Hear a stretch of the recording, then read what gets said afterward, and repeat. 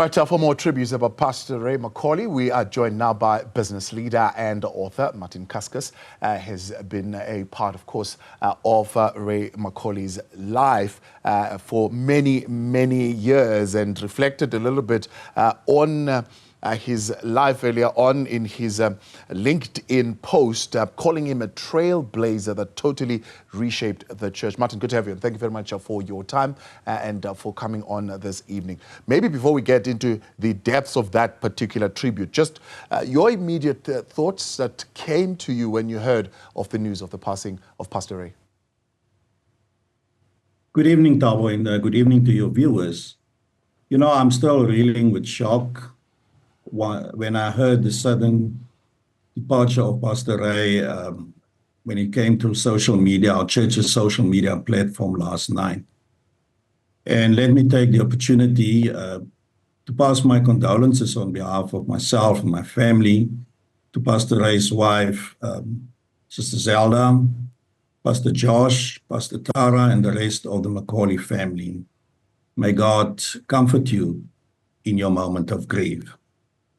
Now, you know, I come a long way with the Rhema Church. I've joined them in 1992 in my hometown, Klerksdorp, and then for the last 20 years, I've been part of the Randburg congregation. And, you know, I've heard of a lot of people, leaders in church circles, but if there's one leader that stands out for me, that really fulfilled his purpose in life, it's Pastor Ray. You know, he was having a laser-sharp focus on his purpose, and that is winning the lost for the kingdom. Yeah.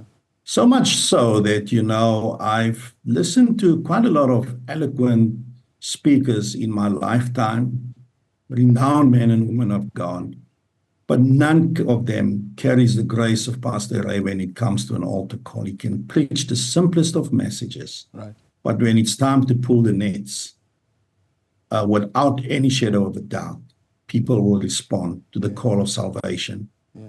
And when I looked at the statistics of our church, you know, close to 1.5 million people in over 70 countries worldwide has responded to the call of salvation as ministered to them by Pastor Ray. What is the texture of his leadership, you say, that would enable him to strike a chord with so many people within the charismatic movement to reshape it in the way that he has been able to? You know, Pastor Ray was very authentic in his approach. What you see is what you get, you know. And that's why one of the reasons that kept me attracted to his leadership is that very rare ability to bounce back from setbacks in life, dust himself off, and move on. He was also a very relatable person. You know, to Pastor Ray, everybody matters. I've seen him in social circles, at restaurants and so on, where he will greet waiters, car park guards, and so on. He's just a very relatable person.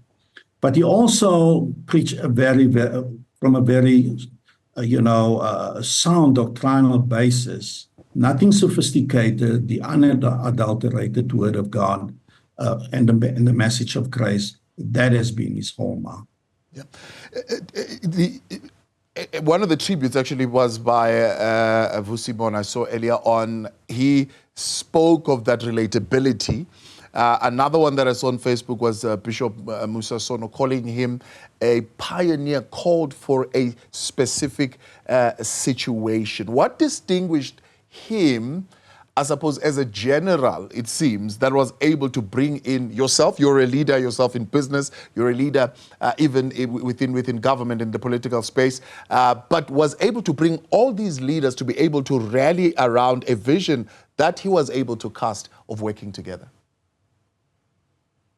You see, Pastor Ray was a very bold and brave man. He defied the status quo, even during the dark days of apartheid.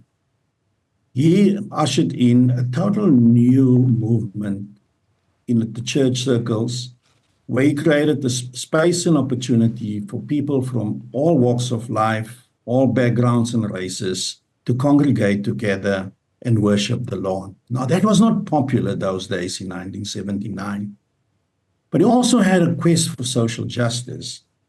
You know, he was part of the Kairos Declaration that was made in Rustenburg with church luminaries like Dr. Bayers Nudia, Dr. Frank Chikani. There is the late Archbishop Desmond Tutu, Peter Story, and the like. And that culminated ultimately into the Codessa talks, the Peace Initiative, and his footprints can be found in the whole evolution of our democratic dispensation. But even beyond that, when things went out of hand, we know a year from after 2007, 2009, there was a dispensation in our country that did not exemplify credible leadership.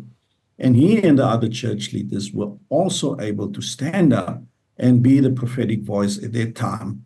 And yes, we're not out of the woods yet, but principles, yes, no compromise, and also prepared to stand for what he believes in.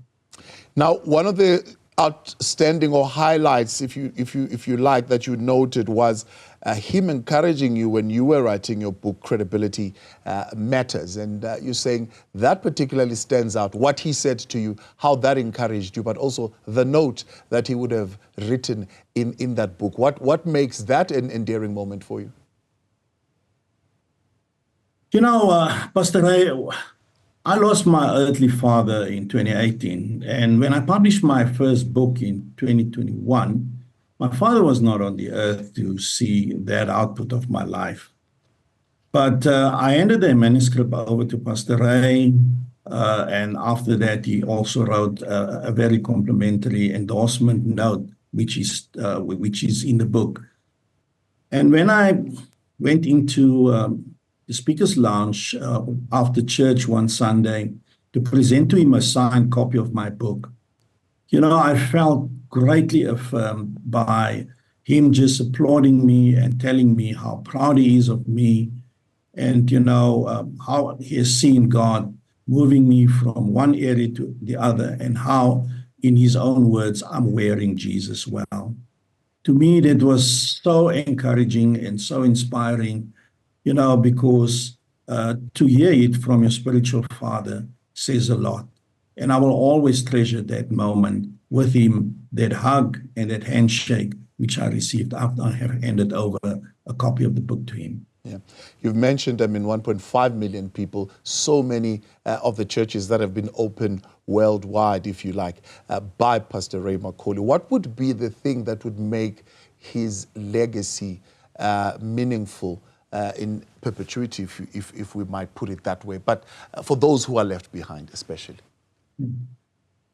Well, Taba, throughout the day, I was deeply challenged about my own legacy, because, legacy is not just a hollow slogan. It needs to be a living reality. And Pastor Ray made sure that he pursues an intergenerational legacy. So many of the great church leaders, he asked his spiritual sons, and they're leading great ministries in the country at the moment. And, you take Rhema Bible College. It was the first independent Bible college in the country. 10,000 people graduated from there, and a core of strong Christian leaders emerged. And therefore, he leaves behind a legacy of a next layer of leadership that can take the church forward. Even in our own congregation, the way the transition was managed so smoothly, and in ushering in Pastor Josh, the church just entered now a new phase, and there's a greater impetus because of the the foresight, and this intergenerational perspective that Pastor Ray was having about leadership. It was not just about me, mine, I. It's about, how do I lay the foundation so that the kingdom can be advanced long beyond my lifespan? Martin Kuscus, how will he be remembered to you? I mean, mostly they remember him as a televangelist back in the day when he was a bodybuilder and he used to bring those guys along with him using that methodology to spread the gospel. Others maybe have met him as a teacher of the word. Others have met him as an activist in the socio-political space as well. How will he be remembered for you? I will remember him for his practical theology. His theology was not just to, give us a good goosebump feeling and a feel-good kind of 1.5 hours on a Sunday. His was one that challenged us to go out and influence our world for the better. He was very strong. He had a heart for the poor. He had a heart for people development. And, if I can just be a little bit of the Ray McCauley that he exemplified, I think I'll be a much better person. I like him for influencing society because he was a very strong voice in society as well. And his voice was heard in the highest echelons of power, not through a megaphone, but through his quiet influence and his wisdom. Martin Kuscus, appreciate your time. Thanks so much for coming on. And your Thank you very much, Tamo, for having me on your show. Business leader God bless. And author there, Martin Kuscus.